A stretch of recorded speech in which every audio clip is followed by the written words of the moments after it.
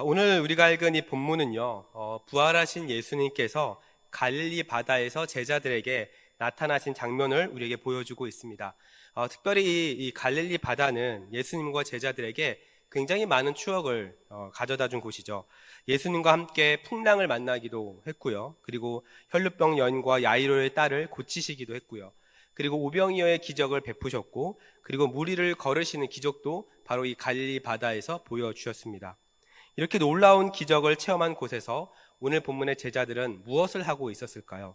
요한복음 21장 3절에 보니까 이렇게 이야기를 합니다. 우리 한 목소리로 읽겠습니다. 시작. 시몬 베드로가 나는 물고기 잡으러 가노라 하니 그들이 우리도 함께 가겠다 하고 나가서 배에 올랐으나 그날 밤에 아무것도 잡지 못하였더니. 자, 베드로와 그의 제자들은 예수님을 따라 3년을 함께 사역을 했습니다. 부활하신 예수님도 만났습니다. 또한 오늘 본문에 예수님을 만나기 전에 이미 부활하신 예수님을 2번이나 제자들은 만났습니다. 심지어 도마는 예수님의 못자국과 그리고 옆구리에 손을 넣어보기까지 했죠. 그리고 갈릴리 바다에 간 것도 마태복음 26장 32절에 보면 예수님께서 갈릴리로 가겠다라고 말씀을 하셨기 때문에 제자들도 이 부활하신 예수님을 만나기 위해서 갈릴리 바다에 갔던 것입니다. 자, 그런데 그 예수님을 기다리지 못하고 오늘 본문의 제자들은 다시 배를 타고 그물을 두는 제자들의 모습을 우리에게 보여주고 있죠. 여러분, 이러한 제자들의 모습이 어떠한 모습을 의미하는 것일까요? 제자들은 부활하신 예수님을 온전히 믿지 못한 채 영적 침체에 지금 빠져 있는 겁니다. 그래서 고기를 낚으러 간 그들의 선택은 예수님께서 사람을 낚는 어부라고 부르셨던 그 사명 이전의 삶으로 지금 돌아가고 있는 거죠. 그런데 여러분, 이러한 모습을 보면서 우리에게는 이러한 모습이 없습니까? 아닙니다. 우리에게도 이러한 모습이 있습니다. 우리도 복음을 믿고 하나님의 자녀로 예배도 드리고 직분을 받고 봉사도 합니다. 하지만 부르심을 따라서 살아가는 삶이 아니라 당장 눈앞에 보이는 먹고 사는 문제를 따라서 그것을 위해서 살아갈 때가 많이 있죠. 왜 이런 일이 벌어질까요? 바로 예수님을 향한 우리의 믿음이 삶의 방향을 바꾸지 못하고 있기 때문에 그렇습니다. 그래서 이것은 온전한 사실 성도의 삶이라고 하기는 어렵죠. 사랑하는 우리 성도 여러분, 그래서 여러분의 발걸음을 점검해 보아야 합니다. 여러분의 발걸음이 부르심을 따라가고 있는지, 아니면 오늘 본문의 제자들처럼 그냥 갈릴리의 바다를 향해 가고 있는지 여러분의 이 발걸음을 한번 점검해 볼 수 있기를 소망합니다.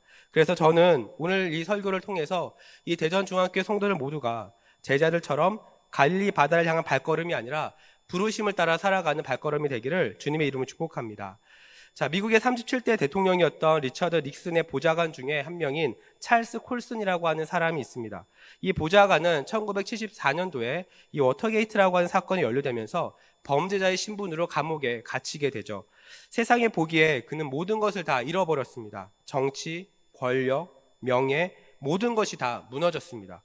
그러나 그는 감옥에서 예수님을 인격적으로 만나게 되죠. 그러면서 회심을 하게 됩니다. 그러면서 책을 한 권 쓰게 되는데 그 책 이름이 본 어게인이라고 하는 책입니다. 이 책에서 이 보좌관은 이렇게 이야기를 합니다. 나는 바닥이었다. 더는 내려갈 곳도 피할 곳도 없었다. 그때 예수 그리스도의 은혜가 내게 다가왔다. 내가 할 수 있는 것은 두 손을 들고 주님께 돌아가는 것 뿐이었다. 이것이 감옥에서 주님을 만난 사람의 고백이었습니다. 그 이후에 이 찰스 콜스는 프리즌 펠로우십이라고 하는 사역을 세우고요. 이 감옥에 있는 죄수들에게 복음을 전하면서 선교사로서 그의 삶을 교도소 사역을 하면서 자신의 삶을 헌신을 하게 되죠. 그는 대통령의 보좌관에서 범죄자로, 그러나 그는 다시 선교사로서 신분이 바뀌게 되었습니다. 여러분, 어떻게 이것이 가능할까요? 그것은 그가 스스로 실패했다고 생각하는 그 감옥에 주님께서 찾아오셨기 때문에 그렇습니다. 아무도 함께하지 않는 그곳에 주님은 이 보좌관과 함께 있었던 거죠. 그리고 이러한 사건은 오늘 본문에도 동일하게 나타납니다.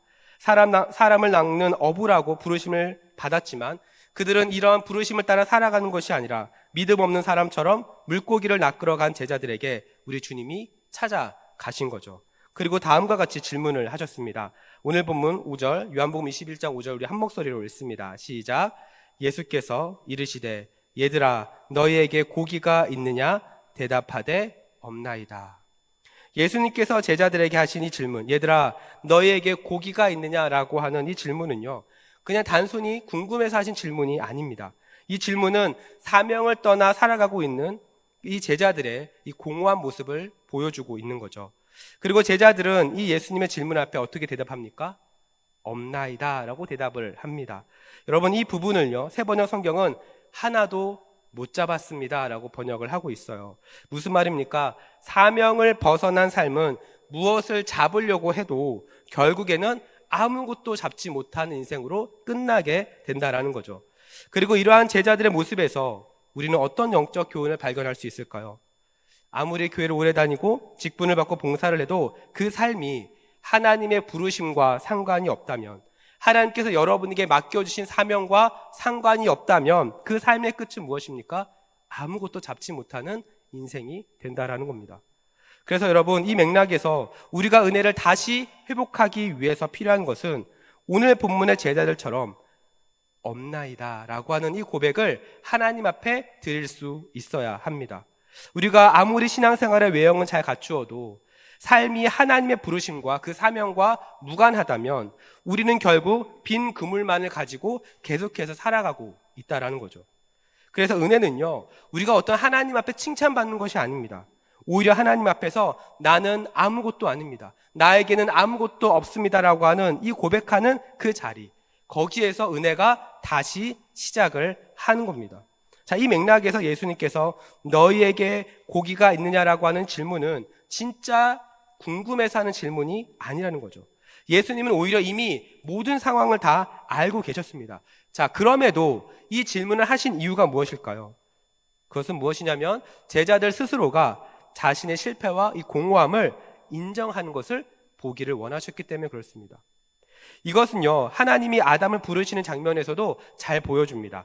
하나님이 아담에게 물어보시죠. 아담아, 내가 어딨냐라고 물어보십니다. 이렇게 부르신 이유가 무엇일까요? 하나님께서 아담이 어디 있는지 몰라서 부르셨습니까? 아닙니다.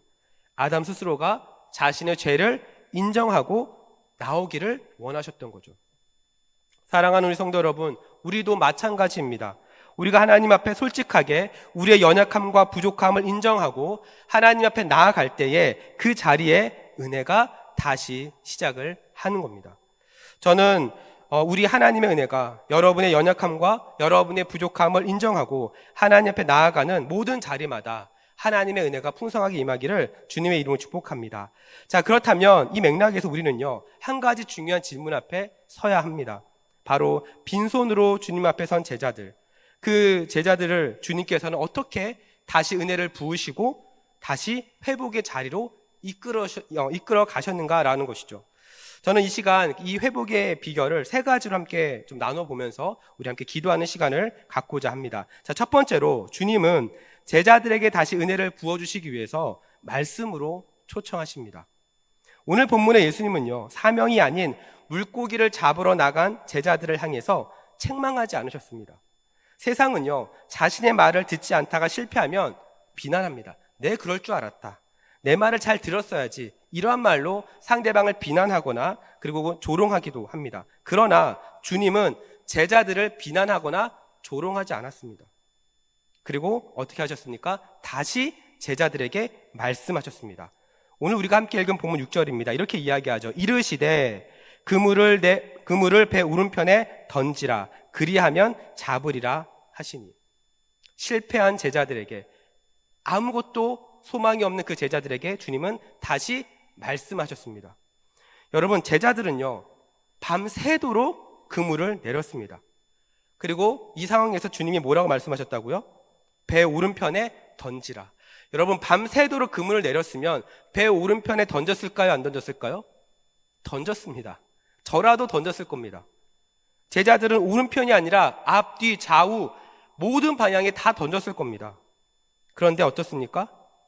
예수님께서 오른편에 던지라는 이 말씀은요, 그냥 하시는 말씀이 아닙니다. 바로 제자들이 이 말씀 앞에 어떻게 반응하는지, 제자들이 이 말씀 앞에 순종하는지를 보기를 원하셨던 거죠. 자, 이 말을 들은 제자들 어떻게 반응합니까? 이렇게 반응합니다. 이에 던졌으니 물고기가 많아 그물을 들 수가 없었더라. 제자들은 예수님의 말씀을 들었고 믿음으로 반응했습니다. 그러자 어떻게 됩니까? 물고기가 많아 그물을 들 수가 없다라고 이야기하죠. 성경은 이 물고기를 153마리라고 이야기를 합니다. 그 정도로 그물에 가득 잡혔던 거죠. 사랑하는 우리 성도 여러분, 이 맥락에서 우리가 어떤 은혜를 발견할 수 있을까요? 말씀에 다시 반응할 수 있는 마음을 주시는 것 자체가 은혜라는 겁니다. 오늘 본문의 제자들은 영적 침체에 빠져 있었습니다. 예수님을 3번이나 부인했던 베드로가 있고요. 그리고 사명을 잃고 다시 물고기를 잡으러 갔던 제자들의 모습이 있습니다. 그 누구도 성령 충만한 상태가 아니었습니다. 그러나 이러한 제자들을 다시 살린 것은 그물 오른편에 던지라고 하는 주님의 말씀이었죠. 이 말씀의 제자들은 다시 반응했고 다시 살아났고 다시 주님의 역사를 경험을 한 것입니다. 사랑하는 우리 성도 여러분, 그렇다면 우리도 은혜를 다시 회복하고 다시 누리려면 말씀에 반응하고 말씀을 붙잡아야 합니다. 그런데 여러분, 여기서 말씀을 붙잡는다라고 하는 것은요, 말씀을 많이 안다고 되는 것이 아닙니다. 오히려 말씀을 많이 알면 오히려 그렇게 살지 못하는 것 때문에 스스로 괴리감과 자괴감이 들 수도 있습니다. 때로는 말씀을 많이 알아서 다른 사람을 정죄하기도 하죠. 그렇기 때문에 우리의 영적 상태를 회복하기 위한 말씀은요, 지식을 얻기 위한 말씀이 아닙니다. 하나님이 내 상태를 진단하시고 내 마음을 만지시는 말씀이어야 하는 거죠. 이것은 마치 라디오 주파수를 맞추는 것과 같습니다. 지금은 운전을 하면서 그냥 핸드폰으로 바로 음악을 듣고 그리고 라디오 채널을 다 저장할 수 있어서 그냥 쉽게 라디오를 듣습니다. 그러나 과거에는 자신이 원하는 방송을 들으려면 라디오 바늘을 돌렸어야 됐죠. 기억나시나요? 네. 그리고 주파수를 맞춰야 했습니다. 그래서 라디오 주파수 바늘이 움직이는 동안 치익거리는 소리가 났죠. 주파수가 맞으면 그때서야 비로소 소리가 선명하게 들립니다. 여러분, 우리의 영적 상태도 마찬가지입니다. 믿음을 가지고 영적으로 잘 살려고 하지만 지지직거리는 세상의 소음이 우리에게 너무나도 많이 있는 거예요. 그러나 하나님의 말씀이 우리의 심령에 주파수처럼 맞춰졌을 때에 그때 하나님의 말씀이 들리기 시작을 하는 겁니다. 그리고 그 말씀 앞에 믿음으로 반응할 때 은혜가 다시 시작이 되는 거죠. 그래서 말씀을 붙잡는 것은요, 많이 아는 것만을 의미하는 것이 아닙니다. 내 상태를 진단하시고 나를 가장 잘 아시는 그 살리시는 하나님의 말씀 앞에 믿음으로 반응하는 겁니다. 그리고 나의 영적인 상태를 말씀의 주파수에 맞추는 거죠. 사랑하는 우리 성도 여러분, 지금 여러분은 하나님의 말씀이 잘 들리십니까?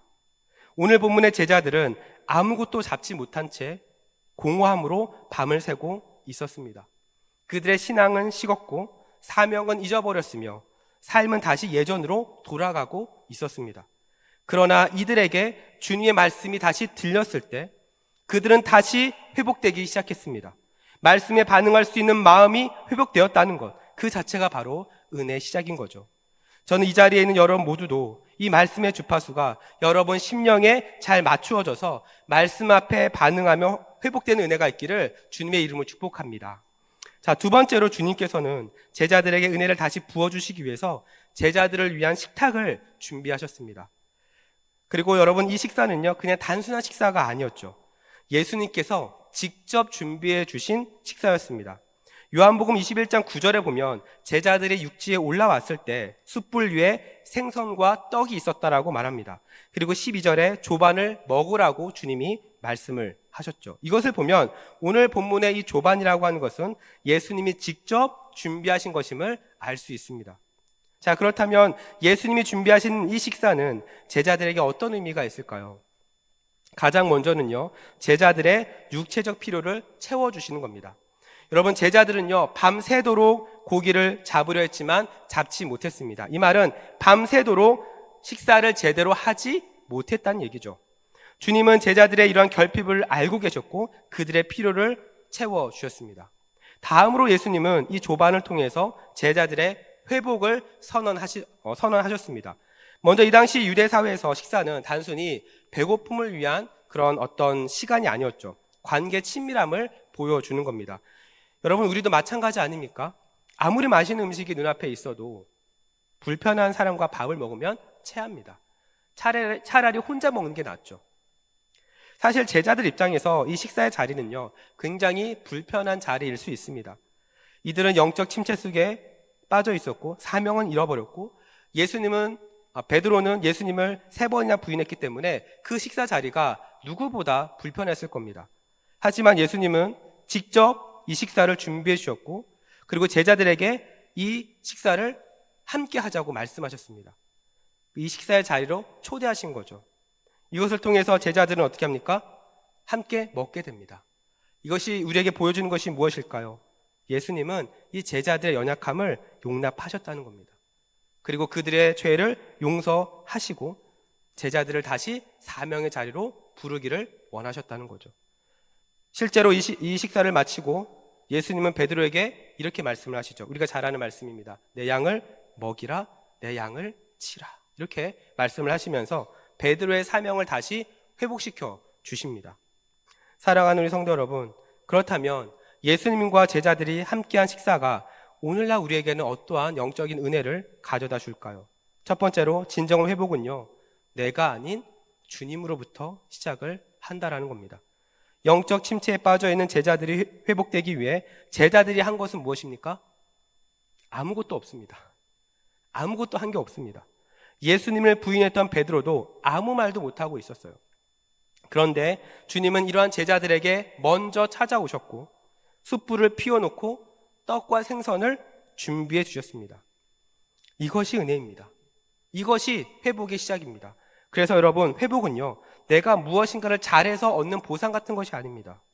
기도를 많이 하면, 성경 통독을 많이 하면, 봉사를 많이 하면 내가 영적 침체에서 벗어나서 다시 은혜를 누릴 수 있다고 생각합니다. 물론 맞습니다. 그러나 여러분, 이것은 결코 오래가지 못합니다.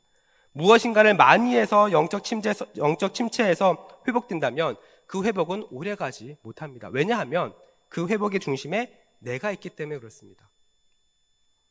진짜 회복은요, 내가 준비한 식탁이 아니라 주님이 차려놓은 그 은혜의 식탁 앞에 우리가 나아가는 겁니다. 우리가 반응하는 것입니다. 내가 무엇인가 잘해서 얻는 것이 아니라 아무런 자격 없는 나를 부르시고 나를 먹이시고 나를 입히시고 나를 지키시고 보호하시는 그 은혜를 발견할 때에 회복이 시작이 되는 거죠. 그런데 우리는 자꾸 무엇인가 해야만 회복되고 뭔가 보여주어야만 인정받는다고 생각합니다. 여러분, 이러한 신앙생활을 공로주의적인 신앙생활이라고 말합니다. 겉보기에는 열심히 헌신합니다. 그 중심에는 내가 하나님 앞에서 뭔가를 보여줘야 하는 계산이 있는 거죠. 그래서 쉬지를 못합니다. 자꾸 무엇인가를 합니다. 그러면서 계속 지치는 거예요. 이것이 시간이 지나면 지날수록 영적 침체로 빠지게 만드는 겁니다. 사랑하는 우리 성도 여러분, 오늘 본문의 예수님은 먼저 숯불을 피우시고 먼저 떡과 생선을 준비해 주셨습니다. 제자들이 회개한 다음에 식사를 주신 것이 아닙니다. 제자들이 말씀을 이해한 다음에 회복시키신 것도 아닙니다. 먼저 식사를 준비해 주시고 먹이시고 은혜를 주셨습니다. 그러면서 제자들이 회복이 되는 거예요. 우리가 무엇인가 해서 되는 것이 아닙니다. 이 회복 안에서 하나님은 다시 제자들에게 사명을 맡기신 겁니다. 이처럼 회복은 내가 이루는 것이 아니죠.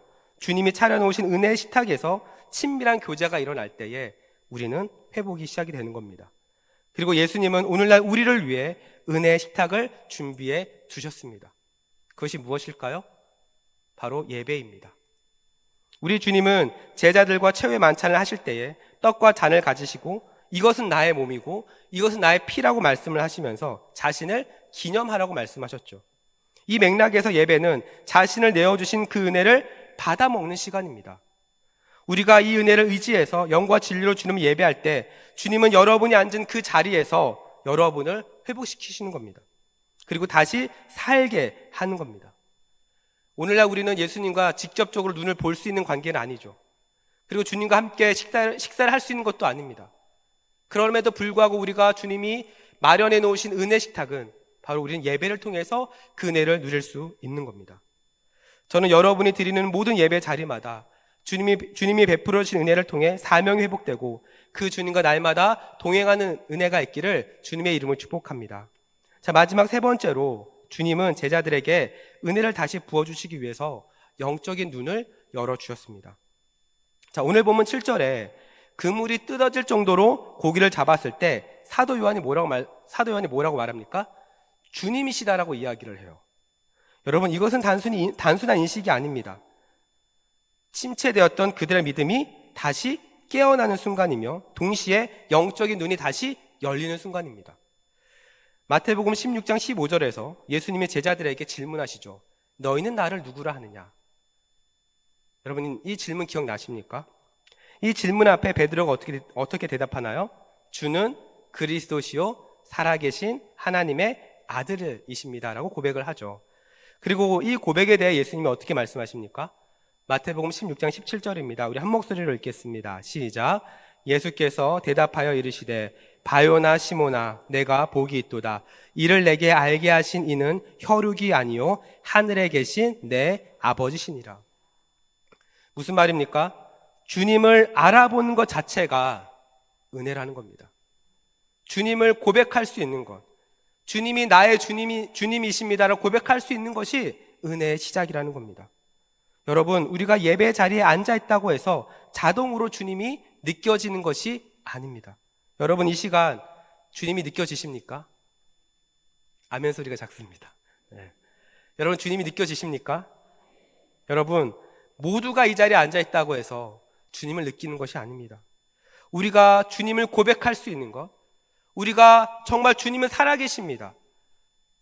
주님은 나와 함께 하십니다라고 고백할 수 있는 것은 주님의 은혜가 아니고서는 불가능합니다. 만약 여러분이 몸은 예배의 자리에 앉아 있는데 말씀이 들리지 않고 예배가 공허하게 느껴진다고 한다면 그것은 지금 여러분이 영적 침체에 빠지고 있다는 증거입니다. 사랑하는 여러분, 여러분은 오늘 하루를 보내면서 여러분의 직장에서, 여러분의 가정에서, 여러분이 지나온 모든 삶의 자리에서 주님을 발견하셨습니까? 더 나아가 여러분과 함께 하시는 주님을 여러분 인식하셨습니까? 오늘 본문의 베드로는 주님을 알아보는 순간 주저하지 않았습니다. 그는 과거의 실패와 수치를 알면서도 주님이시다라고 하는 이 말을 듣자마자 어떻게 합니까? 바다로 뛰어들어갑니다. 이것이 주님을 향한 베드로의 마음이었어요. 사랑하는 성도 여러분, 여러분의 마음 안에도 하나님 앞에 달려가고 싶은 마음이 있지 않으십니까? 비록 말씀대로 살지 못하고 넘어질 때도 많이 있지만 여러분의 마음 안에는 나 정말 제대로 한번 신앙생활 하고 싶다. 나도 정말 이 성경에 나온 인물들처럼 하나님 앞에 멋지게 쓰임받고 싶다라는 생각이 들지 않으십니까? 그렇다면 여러분, 너무 많은 생각하지 마십시오. 베드로가 바다에 자신을 던진 것처럼 여러분도 하나님의 은혜 앞에 여러분의 삶을 던질 수 있기를 축복합니다. 그럴 때 여러분, 무엇인가 막연했던 주님이 더 선명하게 보일 거예요. 주님이 함께 하신다면, 여러분이 가는 곳마다 주님이 함께 하신다라고 하는 것, 여러분이 가는 곳마다 서는 곳마다 주님께서 함께 동행하신다라고 한다면 여러분 주저하지 마십시오. 주님 앞에 여러분의 삶을 던지면서 여러분 하나님의 일하심을 볼 수 있기를 주님의 이름으로 축복합니다. 여러분, 오늘 본문의 주님은요, 바다로 뛰어든 베드로를 외면하지 않으셨습니다. 오히려 그를 기다리셨고 숯불을 피워 아침을 준비해 주셨습니다. 사랑하는 여러분, 은혜는 이렇게 시작이 되는 겁니다. 주님께 달려온 자를 정죄하지 않으시고 오히려 품으시고 회복시키셔서 다시 사명의 자리로 나아가게 하신 겁니다. 저는 우리 대전중앙의 성도들 모두가 여러분의 모든 삶의 자리마다 주님이 발견되는 은혜가 있기를 주님의 이름으로 축복합니다. 그래서 여러분의 가정과 일터와 모든 일상 속에서 하나님의 뜻이 이루어지고 하나님의 부르심이 실현되는 은혜가 있기를 주님의 이름으로 축복합니다. 말씀을 정리합니다. 사랑하는 우리 성도 여러분, 오늘 본문의 제자들은 예수님의 부활을 이미 경험했습니다. 경험하지 않은 것이 아닙니다. 앞서 말씀드렸던 것처럼 이미 주님을 2번이나 만났습니다. 그러나 여전히 영적 침체에서 회복되지 못하고 있었죠. 사명을 잃어버렸고 아무것도 하지 못한 채 공허한 밤을 보내고 있었습니다. 그러나 주님은 이러한 제자들을 책망하지 않으셨습니다.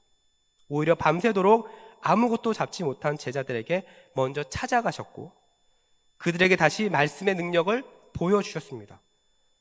또한 그들을 위해 숯을 피우시고 맛있는 식사를 준비해 주셨습니다. 사랑하는 우리 성도 여러분, 이러한 주님은요, 지금도 여러분을 찾아가시는 분이십니다.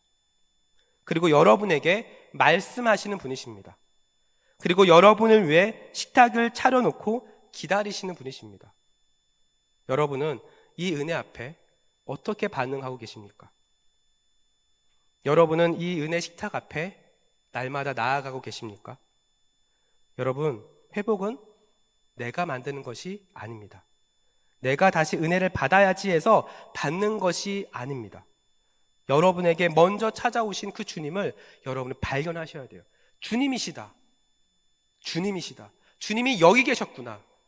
라는 이 주님을 여러분 발견하셔야 합니다. 그리고 그 주님을 믿고 그 주님의 말씀이 먼저 들려야 합니다. 내가 은혜 받고 내가 은혜 받지 않고 이것은 나의 선택으로 되는 것이 아닙니다. 주님이 발견되어져야 합니다. 그리고 그 말씀 붙잡고 주님이 허락하신 그 은혜 보좌 앞에 담대히 나아갈 때에 은혜가 다시 시작이 되는 겁니다. 우리 주님은 그러한 여러분을 지금도 부르십니다. 지금도 초청하십니다. 영적 침체 가운데 빠진 여러분이 다시 은혜를 회복하면서 다시 하나님의 자녀로서 하나님께서 맡겨주신 사명을 따라 하나님께서 여러분에게 허락하신 부르심을 따라 살아가기를 원하십니다. 여러분, 그래서 우리가 살아있는 거예요. 그래서 지금까지 우리가 살아가고 있는 겁니다. 여러분, 성도의 삶은 밤이 돼서 잠을 자고 아침이 돼서 눈을 뜨기 때문에 살아가는 것이 아닙니다. 나이에 많고 적은과 상관없이 우리가 이 땅 가운데 살아가고 있는 것은 하나님께서 저와 여러분에게 허락하신 사명이 있기 때문에 그렇습니다. 하나님께서 저와 여러분에게 허락하신 부르심이 있기 때문에 그렇습니다.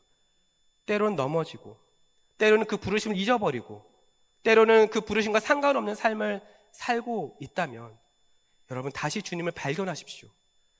여러분이 살아가는 그 삶의 끝에는 아무것도 없습니다. 주님을 떠나 있는 그 삶에는 아무것도 없습니다.